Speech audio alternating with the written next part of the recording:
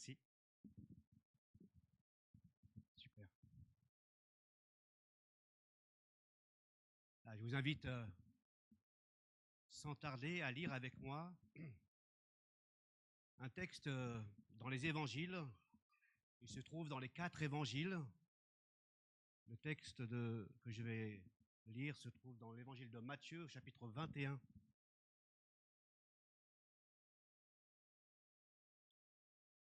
À partir du verset 12.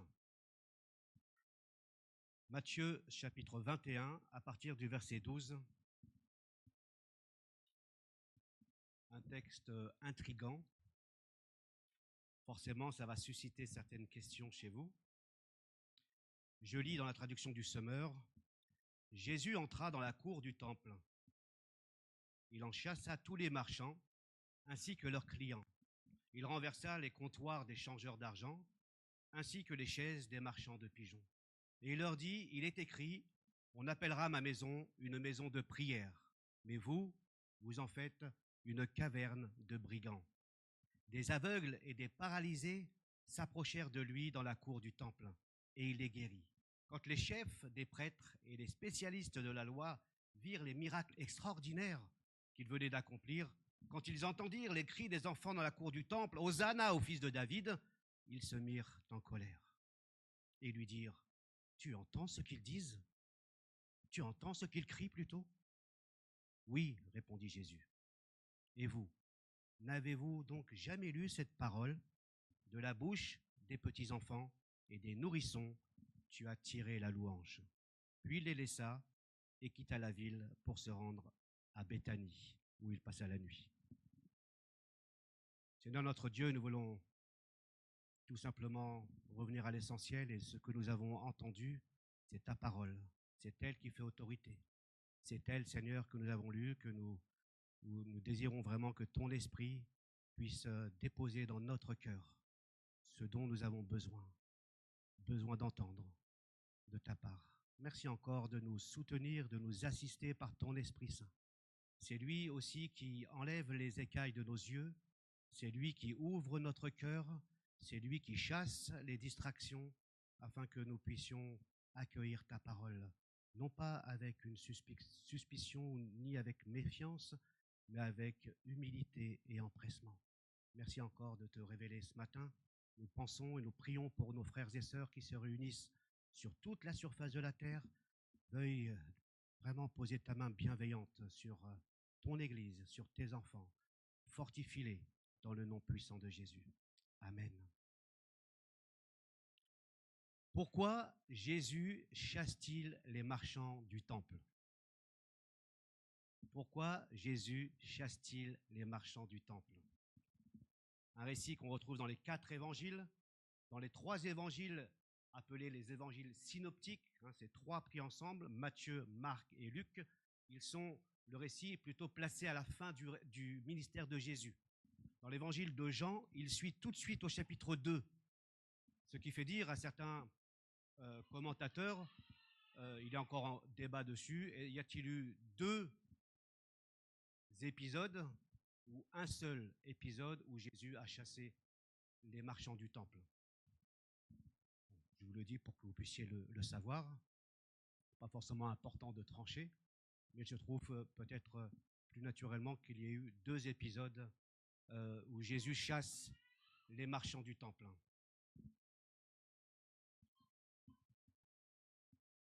Quand Jésus entre dans le temple, il y a forcément quelque chose qui anime Jésus. Pourquoi est-ce qu'il fait cela? Pourquoi est-ce qu'il chasse les marchands du temple? Comment est-ce qu'on arrive à comprendre l'attitude de Jésus, cette manière d'agir? Alors n'allez surtout pas prendre ce prétexte pour faire comme Jésus dans votre vie. Déjà, je mets ça de côté, mais ça nous fait du bien. Parce que parfois, certains vont, sous prétexte que Jésus s'est mis en colère et a chassé les marchands du temple, vous avez certains chrétiens qui viennent dans les églises ou qui sortent des églises et qui font comme Jésus. Ils se mettent en colère et ils vous chassent et vous disent ce qui ne va pas dans votre vie et ils vous condamnent et ils vous jugent. Tu n'es pas Jésus et je ne suis pas Jésus.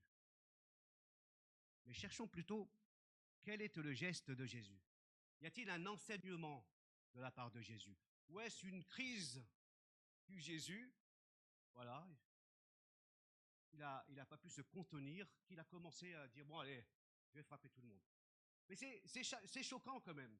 C'est choquant parce que quand on parle de Jésus, quand on dit quelle est l'image que tu as de Jésus, quelle est l'image que nous aimons avoir? Un Jésus doux. Waouh. Un Jésus humble. Un Jésus plein d'amour. Un Jésus miséricordieux. Mais un Jésus, nous dit l'évangile de Jean, nous ne l'avons pas lu, qui se confectionne un fouet. Waouh. Eh oh, ce Jésus-là, j'ai du mal avec celui-là.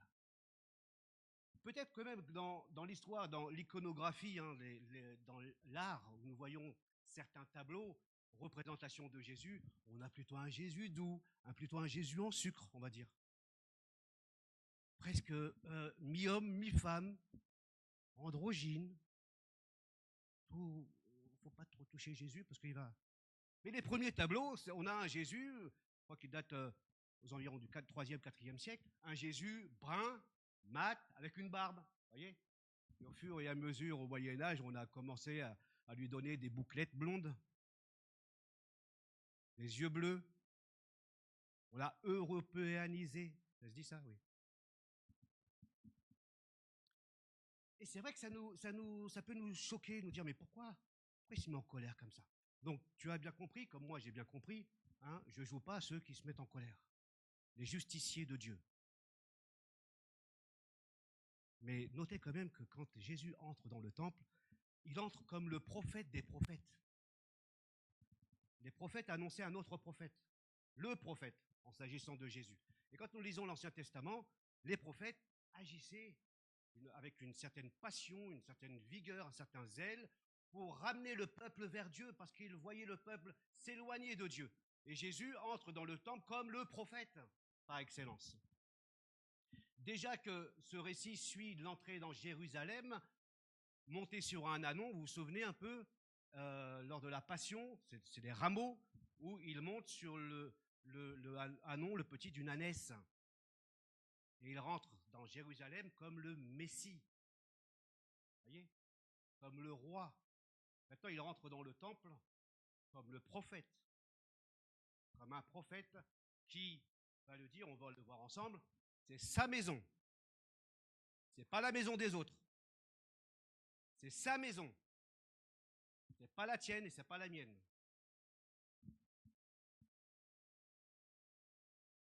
Et donc, cette manière d'agir comme les prophètes de l'Ancien Testament nous permet de mieux expliquer son geste. Mais c'est Jésus aussi qui va nous aider à expliquer son geste. Et je vais peut-être revenir, vous proposer 3 scènes. On va s'arrêter sur 3 scènes. La première scène, c'est Jésus qui dit ces paroles, on appellera ma maison une maison de prière. Et c'est une citation importante, une citation qui vient du prophète Ésaïe, dont le thème, chapitre 56 du prophète Ésaïe, est extraordinaire. Ce thème nous parle tout simplement que la maison de Dieu, le temple de Dieu, sera un temple et un lieu ouvert pour toutes les nations, pour tous les peuples, dépassant même le peuple de Dieu à l'époque, Israël. Et Jésus rappelle donc le but et la raison même du temple. Ma maison est appelée une maison de prière. Et en effet, le temple est symbole de la présence de Dieu à l'époque. Le temple de Salomon, le temple aussi au 1er siècle, certainement que les religieux, voyaient ici la présence même de Dieu dans ce temple. Et le prophète Ésaïe nous rappelle dans ses écrits, au chapitre 56, que ce temple-là, que la présence même de Dieu, elle n'est pas réservée à une élite, elle n'est pas réservée à des chefs religieux uniquement. Ce temple-là avait une visée internationale, visée à atteindre toutes les nations, tous les peuples. On rejoint ici, pour ceux qui connaissent Abraham, toutes les nations seront bénies en ton nom. C'est-à-dire que dans la descendance d'Abraham, toutes les nations, il n'y a pas simplement Abraham et ensuite Isaac, Jacob et les 12 tribus d'Israël, toutes les nations déjà Dès la Genèse, Dieu dit à Abraham que toutes les nations seront bénies en son nom. Nous savons que la descendance d'Abraham, c'est celle du Christ. Donc le projet de Dieu, dès les origines, n'était pas d'avoir un petit peuple pour lui tout seul, mais il visait des hommes et des femmes de toute nation, de toute langue, de toute race, de toute origine. Et c'est le thème du chapitre 56 d'Ésaïe.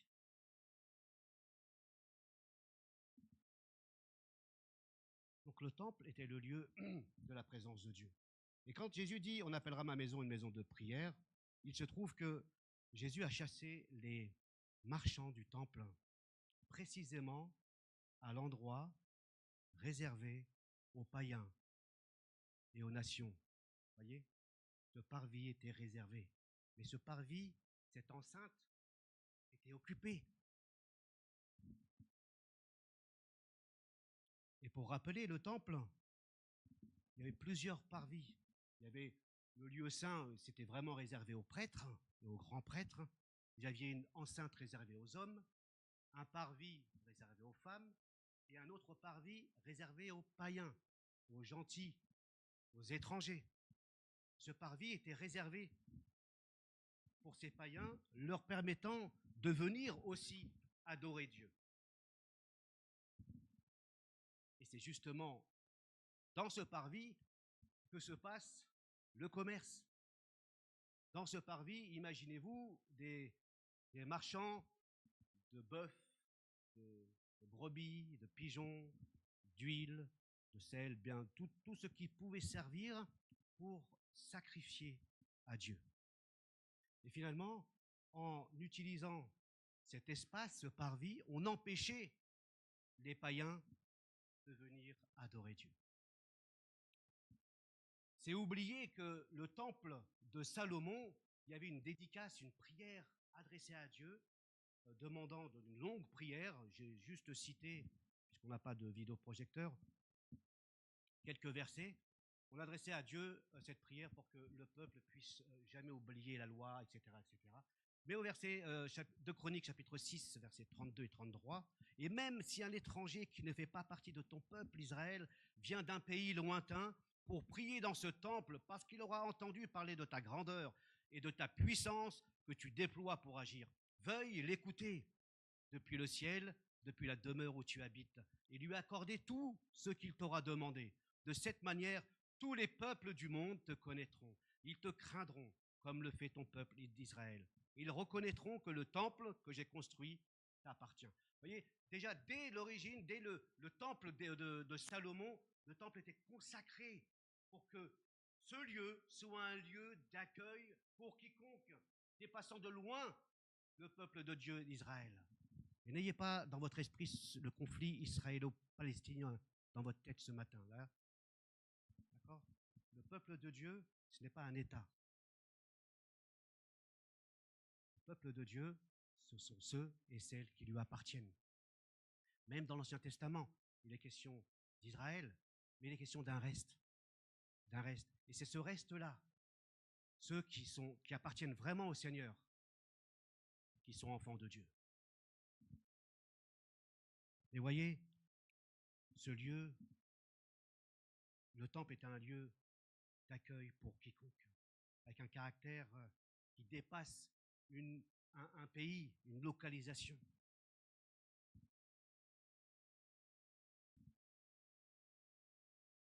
Et on voit que le peuple de Dieu avait du mal aussi à devenir ce que Dieu lui avait demandé de devenir, une lumière pour les nations.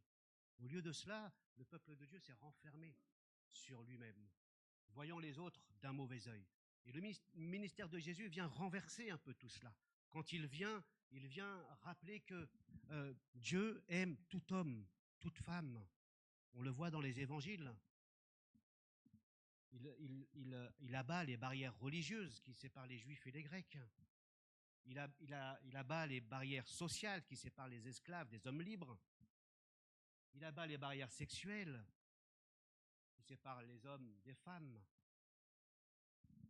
Il abat plein de barrières. rappelant que pour Dieu, il n'y a aucune distinction. Mais le problème, c'est que ces païens et ces étrangers étaient privés d'accès à cette maison. Deuxième élément que Jésus apporte, il est écrit, on appellera ma maison une maison de prière, mais vous, vous en faites une caverne de voleurs ou un repère de brigands. Ça dépend les traductions. Ici, la deuxième partie du verset fait référence au prophète Jérémie. Et c'est bien de savoir pourquoi est-ce que Jésus cite Jérémie. Juste un peu pour le contexte, à l'époque de Jérémie, au chapitre 7 de Jérémie, nous lisons, c'est Dieu qui dit à Jérémie, « Tiens-toi à la porte du temple de l'Éternel et proclame ce message. Écoutez la parole de l'Éternel, vous tous, gens de Juda, vous qui entrez dans ces portes, dans le temple, vous qui entrez dans ce temple-là, pour vous prosterner devant l'Éternel, cessez de vous fier à ces paroles trompeuses. » Quelles paroles trompeuses? Quelles paroles trompeuses? Voici le temple de l'Éternel, voici le temple de l'Éternel. Oui, c'est ici qu'est le temple de l'Éternel.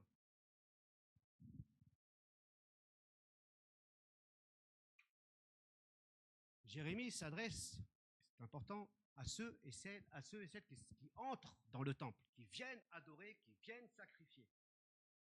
Il encourage le peuple à se détourner de sa mauvaise conduite, à réformer ses voies, à quitter et abandonner l'injustice, le mal et le péché.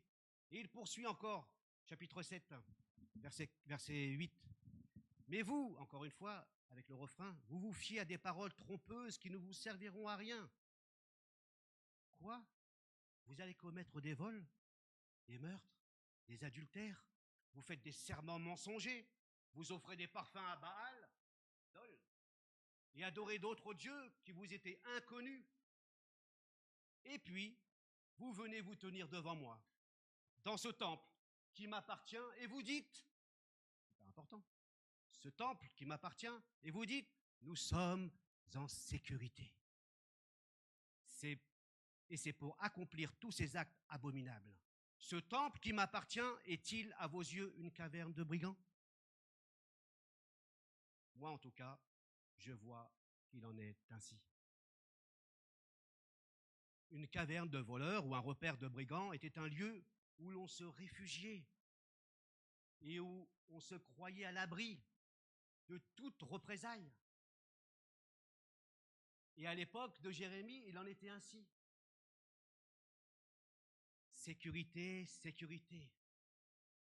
Nous sommes en sécurité dans la maison de Dieu. Et nous pouvons vivre comme bon nous semble le reste de la semaine. Et voyez-vous ici, on note quelque chose d'assez important. Il y a comme une superstition de croire que les murs de l'église protègent de Dieu. Il y a une superstition parfois quand nous sommes appelés ou quand je suis appelé pour prier pour une maison ou un logement. D'où vient cette demande? Il est facile, je pense, à trouver. Quand le peuple de Dieu sort d'Égypte, il est dit qu'il fallait, pour qu'ils soient préservés, qu'il fallait qu'ils appliquent sur les linteaux de la porte, de leur porte, du sang, afin que l'exterminateur, lorsqu'il passe, puisse passer au-dessus. Ça, c'est une référence à Moïse, à la sortie d'Égypte, avec la Pâque. Et donc, je ne sais pas pourquoi, on a cette tendance aujourd'hui, on me demande de venir prier pour les murs. Je dis, oui, je viens.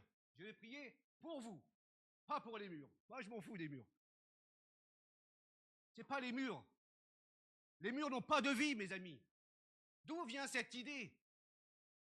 Une genre de superstition. Il va nous arriver quelque chose ici. On n'est pas loin de la superstition qu'on mélange avec la foi.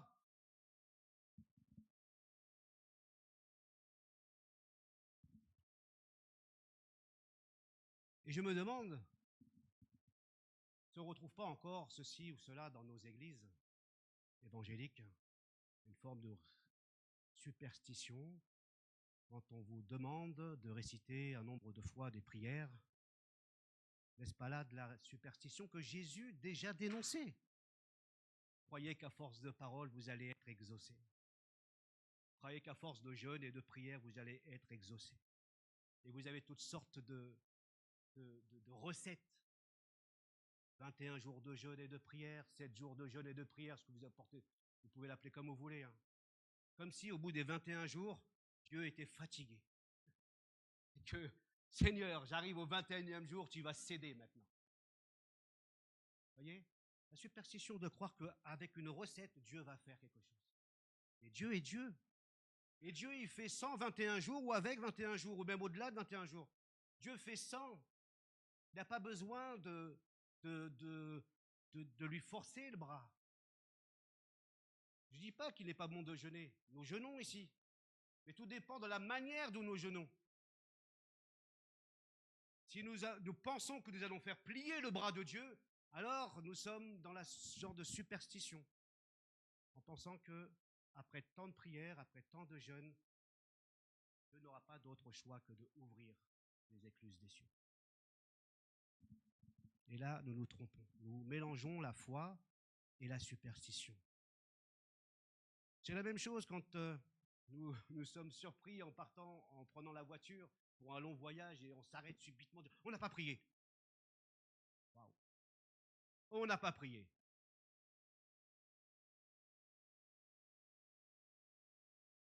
C'est quoi cette manière de... La superstition, c'est une superstition, ça ne ressemble pas à la foi. C'est-à-dire que même si je ne prie pas, je sais profondément que Dieu m'aime, qu'il est mon Père. Il est mon Père. Croyez-vous qu'il va me dire, écoute, tu n'as pas prié, tant pis pour toi. Il est mon Père et il veillera sur moi, que je prie ou non.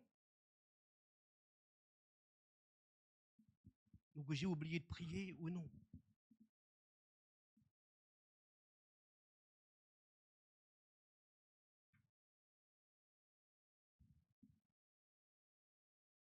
Et en effet, à l'époque de Jérémie, il s'imaginait que dans le lieu de l'église du temple, on pourrait faire la même chose aujourd'hui, hein, eh bien, ils pouvaient être protégés malgré leur inconduite et leurs péchés. Se permettre de vivre comme ils veulent, tout en se croyant en sécurité parce qu'ils ont dit une parole de confession à Dieu.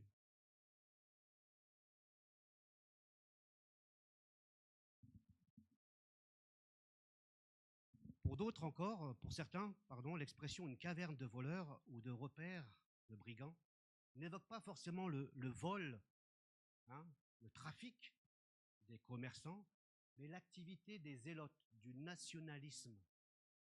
À l'époque de Jésus, est bien présent. En s'installant sur le parvis, ils excluaient eux aussi, donc les païens de l'enceinte, venus pour prier et adorer. Ils faisaient d'une certaine manière du temple une forteresse nationaliste. Il est vrai que si on regarde bien, Jésus ne les accuse pas directement de pratiques frauduleuses. Il ne demande pas de changer même de comportement sur ce texte-là. La parabole du figuier me laisse douter un peu. Vous pensez l'intégrer dans la prédication. Vous savez, quand Jésus maudit un figuier, il ne le fait pas comme ça. Hein. Et le figuier servira. Peut-être que je l'apporterai la semaine prochaine là-dessus. Mais il montre bien que le figuier est sans fruit. Il a un feuillage, il a l'apparence du vrai, il a l'apparence d'être vivant. En réalité, il n'a pas de fruit, comme le temple n'a pas de fruit. Voyez-vous? Donc Jésus va jouer une parabole plutôt que de raconter une parabole, mais on va peut-être l'aborder la semaine prochaine.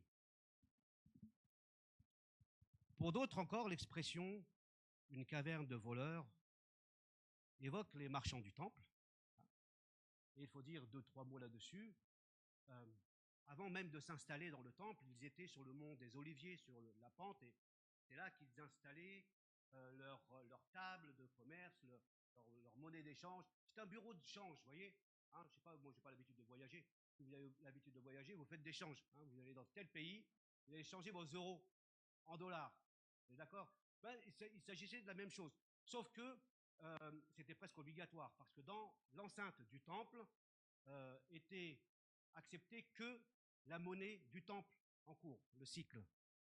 Donc toutes les monnaies extérieures, quand vous veniez, à l'époque, les pèlerins venaient de tout Jérusalem, mais aussi du monde entier. Ils venaient pour adorer. Et donc ils venaient avec leur monnaie, ils allaient au bureau d'échange, et là ils étaient surtaxés. Ils leur échanger la monnaie plus une taxe. Et si vous veniez peut-être avec des animaux qui n'étaient pas normés, hein, il n'y avait pas de traçabilité, on va dire, hein, n'était pas correct, eh bien, on vous vendait des animaux sur place. Donc c'était un service rendu pour le pèlerin, pour le croyant qui venait, plutôt que venir avec toute sa cargaison de bœufs, de pigeons, etc. Donc sur place, ils pouvaient trouver ce service, c'était super bien. Puis peu à peu, ils se sont déplacés, ils sont rentrés dans le parvis. Ils se sont installés dans le parvis. Encore une fois, l'enceinte réservée aux païens, aux étrangers. Et donc, quand on achetait sur place des animaux, bien sûr, c'était beaucoup plus cher. De plus, il y avait aussi une taxe. On payait un impôt.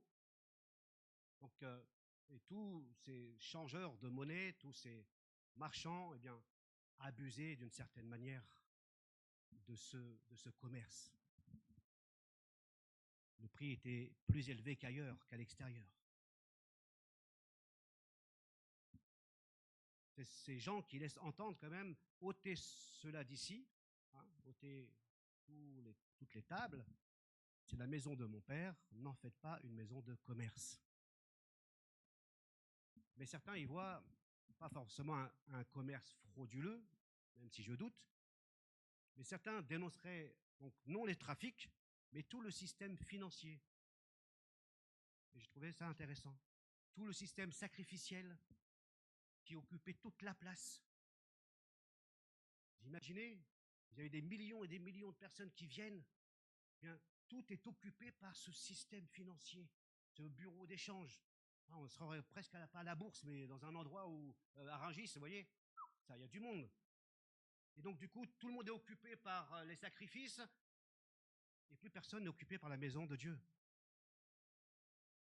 Et donc, on dénonce ici un système sacrificiel, un système financier qui prend une place, qui prend la place des païens, et qui prend aussi une place énorme dans la vie du temple.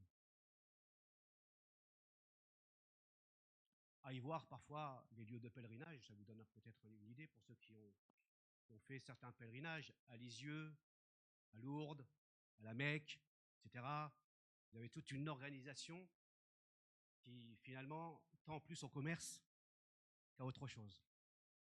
Et vous partez avec des petites babioles, des petites fioles de bénédiction et plein de choses comme ça.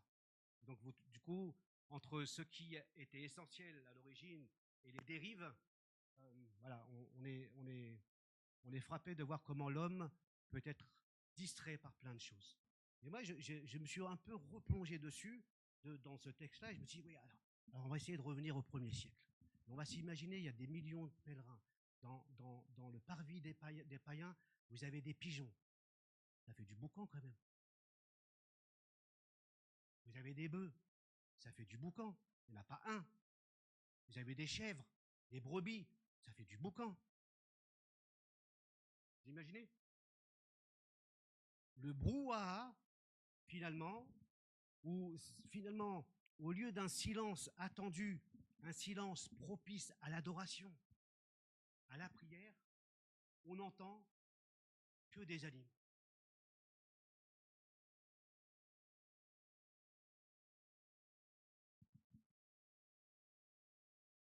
Et ça, quand je me suis un peu plongé dedans, je me suis dit, comment faire monter une prière à Dieu quand je suis entouré d'animaux tels des bœufs, des pigeons, des brebis, etc.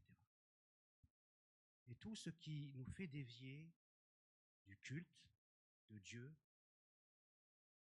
est parfois bien présent dans nos églises. La semaine dernière, j'en ai parlé un peu, tous les applaudissements que nous avons, beaucoup de bruit parce que nous aimons le bruit, nous empêchent d'entendre et d'écouter la voix de l'Esprit, nous empêchent d'être comme les cathos aiment à le faire.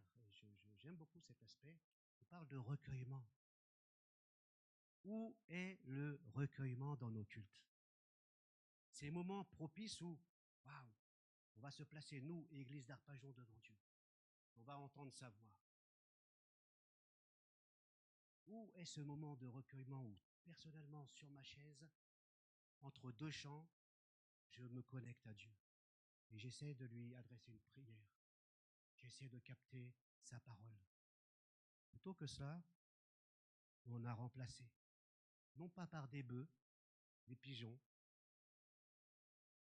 et des brebis, on a ramené beaucoup de musique aussi, beaucoup de spectacles, beaucoup de programmes, hein, beaucoup d'activités. Il faut faire ceci, cela. On est tellement occupé, même pour Dieu, on oublie d'être à l'écoute de Dieu. Voyez? On est tellement occupé de prier parfois, on dit il faut prier, il faut prier, il faut prier, il faut prier, on ne sait même plus à qui on prie. Parce que la prière devient une performance. Parce que parfois même la lecture biblique devient une performance. Il faut lire. Mais tu lis, oui. Tu ne sais même pas entendre que Dieu te parle. Quand nous lisons, quand nous prions, et quand ces choses deviennent performances, alors nous dévions de notre Dieu. Nous pouvons faire des choses dites spirituelles sans nous mettre en relation avec Dieu. Il y a plein de choses qui viennent encombrer notre vie. Et nous devons constamment aussi nous dire, est-ce que la maison de Dieu est une maison de prière? Tout est fait, alors, ici ou dans l'Église en général, pour consommer. Vous avez des grandes églises, surtout aux États-Unis. Tout est fait pour que vous restiez dans l'enceinte. Vous voyez? Vous avez la salle de culte, vous avez un restaurant, vous avez un cinéma. Vous restez dans ce club privé. Vous ne sortez plus jamais. Tout est fait pour vous fidéliser dans cette église-là. Et ça pose question. Je ne dis pas que c'est pas bien, je dis pourquoi. Il y a des choses qui nous empêchent aussi de nous concentrer et de rendre l'honneur à Dieu, c'est-à-dire de lui laisser la place, la maison de prière, la maison de Dieu. Bien sûr, vous avez compris, ce n'est pas les murs, mais c'est l'ensemble des croyants qui forment l'Église, qui forment le temple de Dieu. La troisième scène, ce sont les aveugles qui s'approchent, les aveugles et les paralysés qui s'approchent de Jésus dans la cour du temple, et Jésus les guérit. Intéressant parce qu'eux, ils ont aussi l'audace, à mon sens. Quand Jésus a balayé le temple, il y avait de la place pour les boiteux, pour les aveugles, et ils se sont approchés jusque dans le parvis. Alors, une tradition qui date de l'époque de David, limiter l'accès au temple, au parvis, aux boiteux et aux aveugles. Vous pouvez lire ça dans 2 Samuel 5, verset 8. Les aveugles et les boiteux n'entreront pas dans ma maison ou dans le temple. C'est une tradition. Plus ancienne encore, dans le Lévitique, on trouve que l'accès au sacerdoce, pour servir Dieu dans le temple, si vous faisiez partie d'une famille de prêtres, mais si vous aviez une malformation, vous étiez boiteux ou aveugle, vous ne pouviez pas servir dans le temple. D'accord. Et ensuite, David, plus tard, va interdire l'accès au temple pour les aveugles et pour les boiteux. Mais Jésus les guérit. C'est ce qui provoque l'indignation des chefs religieux. Littéralement, ils sont fâchés, ils sont en colère de ce qu'ils voient, plutôt que de se réjouir, plutôt que d'être même étonnés, de dire mais comment il est boiteux, comment est-ce qu'il saute maintenant? Comment est-ce qu'il est aveugle? Comment ça se fait qu'il voit? Je ne sais pas pour vous, je me dis mais ils sont quand même durs, quoi. Ils voient des miracles extraordinaires et ils sont fâchés à cause de ça. Incroyable. Je me dis waouh. Qu'est-ce qu'il leur faut de plus? Jésus, finalement, dit que ce temple, il ne dit pas, il signifie par son geste que c'est un lieu d'accueil, un lieu de guérison, un lieu de restauration pour quiconque vient, pour l'étranger, pour toutes les nations, nous l'avons vu, mais aussi pour ceux qui sont quasiment exclus, qui sont en marge de la société.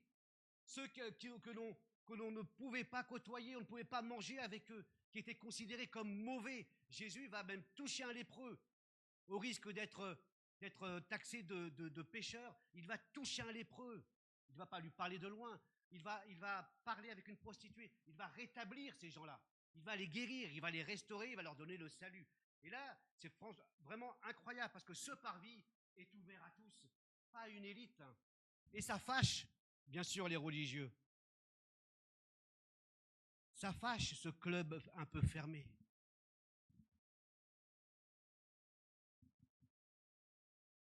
Ils empêchaient les boiteux et les aveugles d'entrer, mais Jésus, lui, les guérit et les accueille. Et ça, c'est la bonne nouvelle de l'Évangile. C'est-à-dire que quiconque, tu n'es peut-être pas boiteux, tu n'es peut-être pas aveugle, mais tu es peut-être blessé, tu as peut-être été blessé. Et Jésus dit dans ce texte-là, même dans les évangiles, qu'il est venu chercher ceux qui étaient malades. Il est venu donner une nouvelle chance. Il est venu guérir de manière littérale, par un miracle. Mais il est venu aussi guérir les cœurs. Guérir les cœurs, restaurer et les reconnecter avec le Seigneur, avec Dieu. Et nous voyons parfois autour de nous, dans notre société, où les hommes et les femmes sont rejetés, sont exclus, sont condamnés.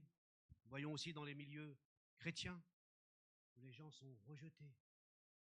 Ils sont condamnés parce qu'ils ont fait telle ou telle faute, tel péché. Et on leur a dit, maintenant tu ne rentres plus dans cette église. J'ai eu l'occasion d'entendre ce témoignage la semaine dernière, cette semaine plutôt, où un jeune d'une église aux États-Unis avait péché, mais il a demandé pardon, on lui a dit, tu sors de là, tu t'en vas.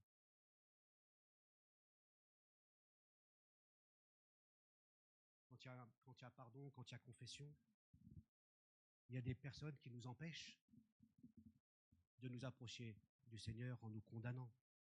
Et souvent, les chrétiens sont blessés et restent chez eux, ne vont plus dans des églises. Et je comprends que parfois, on n'a pas envie d'aller dans une église. Pourquoi? Parce qu'on se dit, dans toutes les églises, elle va ressembler à celle-ci. Or, non, ce n'est pas forcément vrai. C'est comme quand tu dis, tous les hommes sont comme ça. Oui, cet homme-là, peut-être, mais pas tous.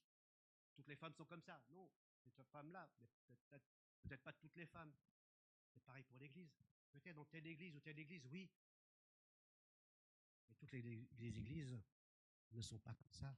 Il y a des églises qui vivent l'évangile animées par l'Esprit Saint, qui manifestent l'amour, la compassion, le pardon. Et ça, c'est une grâce. Donc ne soyons pas de ceux qui empêchent les autres aussi de venir à Jésus.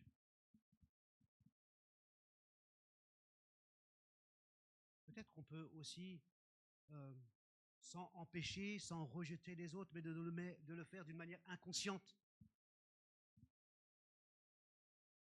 Vous allez bien le prendre, j'espère, ce que je vais dire là. Juste cette phrase pour vous dire, oh, je vais être attentif là, qu'est-ce qu'il va nous dire? Peut-être que, sans le savoir, on fonctionne comme la concurrence là. Elle va venir tout doucement, comme ça, comme ça, comme ça. Tout doucement, ça s'installe. C'est-à-dire que, sans le savoir, on peut devenir un club privé. Comment? Par exemple, à la fin du culte, vous allez habituellement voir les mêmes personnes, celles que vous aimez, c'est normal.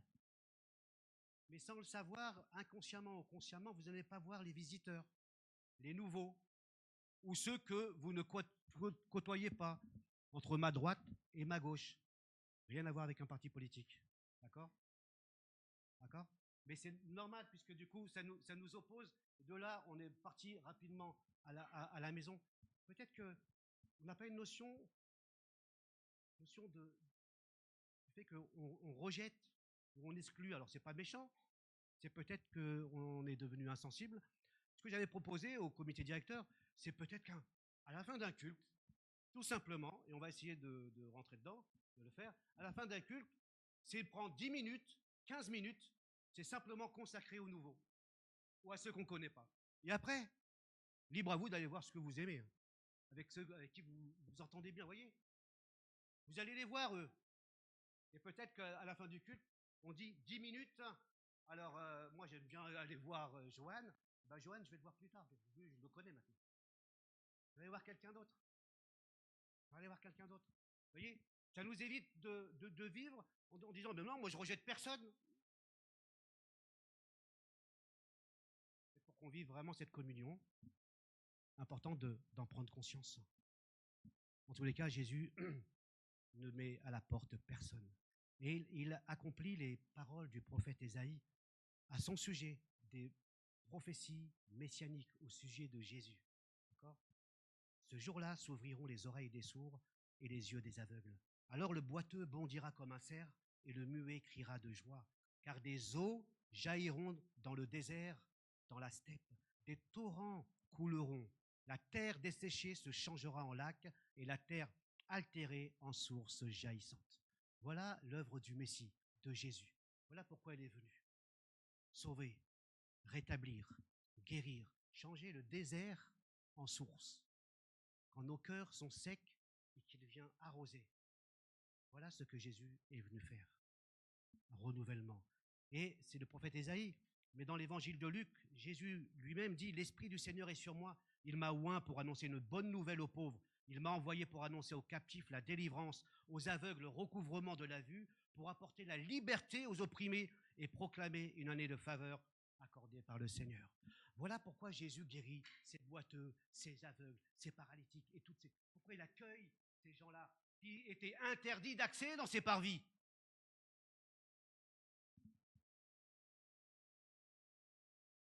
Jésus les accueille dans sa maison, nous l'avons vu, pas la mienne.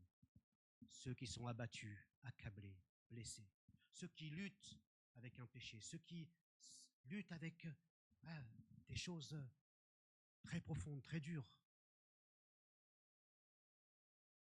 Il dira qu'il ne met personne dehors. Je ne mettrai pas dehors celui qui vient à moi, dit Jésus. Et en même temps, nous avons à la fois la guérison dans la troisième scène, mais aussi des cris d'enfants. Hosanna au fils de David. Et c'est ça aussi qui met en colère les chefs religieux. Tu entends ce qu'ils disent? Autrement dit, hein, Hosanna au fils de David, c'est-à-dire que David refusait l'accès des boiteux et des aveugles dans le temple. Jésus est plus que David. Jésus, c'est le roi par excellence. C'est celui qui était annoncé. Il était annoncé que le Messie viendrait de la lignée de David, du roi David, un autre roi, qui lui ne met pas de restrictions. Tu entends ce qu'ils disent? Autrement dit, tu as bien compris qu'ils te prennent pour le roi, le Messie. Et Jésus, finalement, plutôt que de faire taire les enfants, il fait taire les critiques. Et il profite ainsi de révéler un peu plus son identité. Par le psaume 69, de la bouche des petits enfants et des nourrissons, tu as tiré la louange. Et donc dans le psaume 69, la louange, et psaume 8, la louange est adressée à Dieu. Maintenant, cette louange est adaptée à Jésus, adressée à Jésus. Finalement, si nous avons un roi, Messie, prophète, qui guérit dans le temple, il est également sacrificateur. C'est-à-dire que c'est un prêtre. Là où les prêtres devaient accueillir, eh bien Jésus dans le temple, dans son temple, c'est lui le prêtre par excellence. Ainsi, il remplit les 3 offices que personne ne remplissait, à savoir l'office de prophète, dans l'ordre, l'office de roi quand il rentre sur un anon, l'office de prophète quand il rentre dans le temple pour chasser les marchands, et l'office de prêtre quand il est dans son temple, et c'est sa maison et il accueille et guérit qui il veut. Et s'il est le roi, prophète et prêtre, quelle est sa cour? Qui sont ses sujets? Non pas les grands, mais les petits. Non pas ceux qui se croient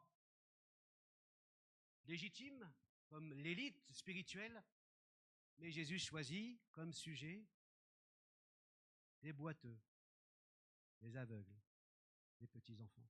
Autrement dit, des petits, ceux qui sont dans la dépendance de Dieu. Et nous sommes, d'une certaine manière, de ces petits-là. Dieu est venu nous chercher alors que nous étions loin. Il est venu nous guérir, il est venu nous sauver, il est venu nous restaurer.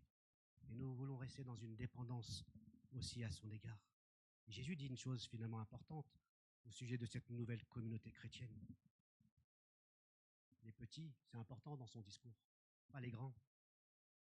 Alors, pour terminer, je vais juste retenir 4 choses. Le temple, ou l'église, on va dire, un lieu de sainteté, pas un lieu où on fait n'importe quoi. Pourquoi? Parce que c'est quand nous nous réunissons dans la présence de Dieu. Et juste savoir que Dieu est là, avec nous, doit susciter une crainte et en même temps un privilège d'être dans sa présence, de prendre soin à ce que Dieu soit vraiment présent au milieu de nous.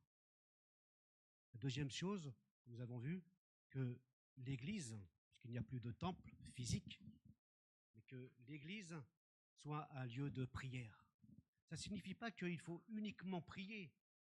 Cela signifie tout simplement que tout ce que nous entreprenons soit entrepris dans une attitude de prière. Et bien sûr, la prière va de pair avec la parole de Dieu. Tout ce que nous entreprenons doit être accompagné d'une attitude de prière.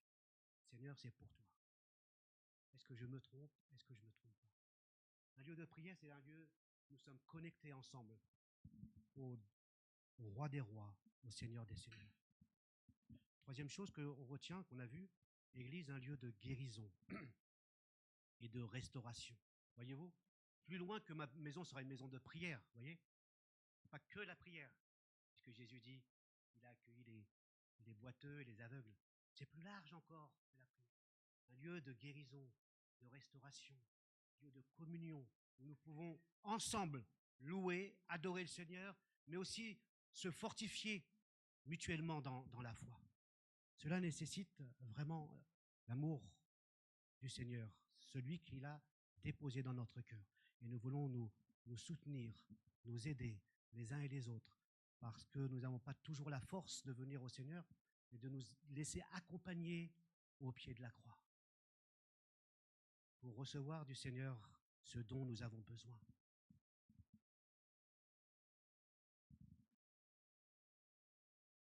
C'est ce que Jésus a dit en Matthieu 11.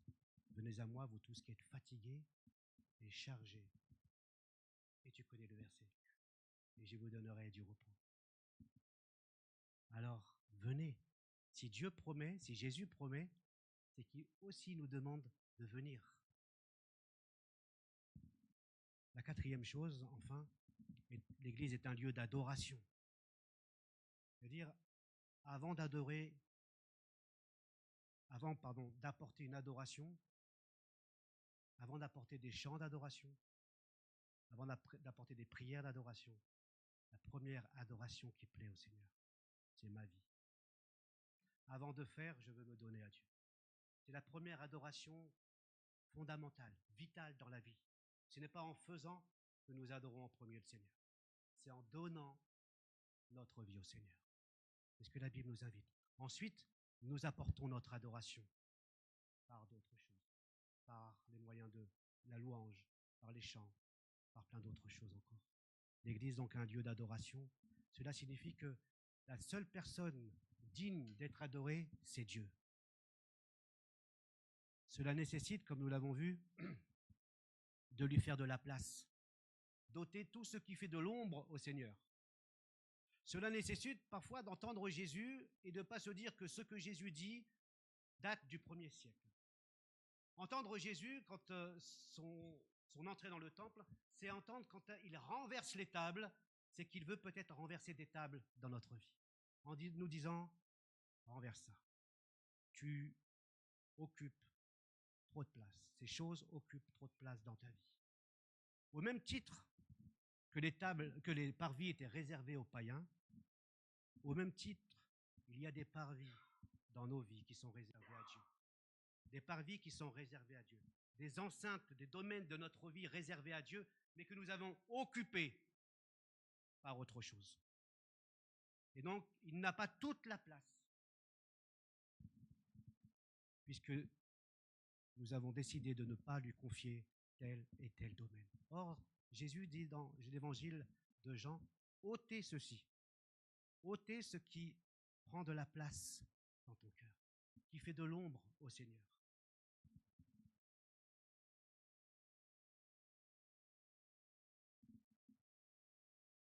Jésus, et je vous invite à la prière silencieuse, dira, Matthieu 6, verset 33, préoccupez-vous premièrement du royaume et de la justice de Dieu.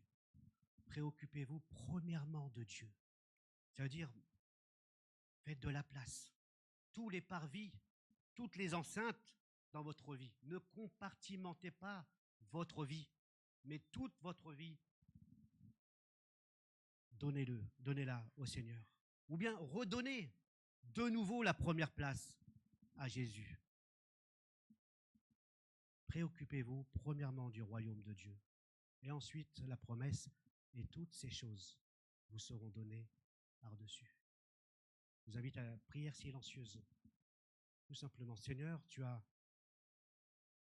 de même que tu es intervenu dans ce temple, tu as balayé parce que tu voulais la première place. Tu voulais vraiment redonner la fonction initiale du temple, celle de t'adorer toi seul. Tu vois, tout ce que nous accumulons, toutes nos préoccupations, tout ce que nous ajoutons dans notre vie et qui nous empêche vraiment de t'adorer. Chacun peut prier silencieusement dans son cœur, comme une prière de décision à le suivre.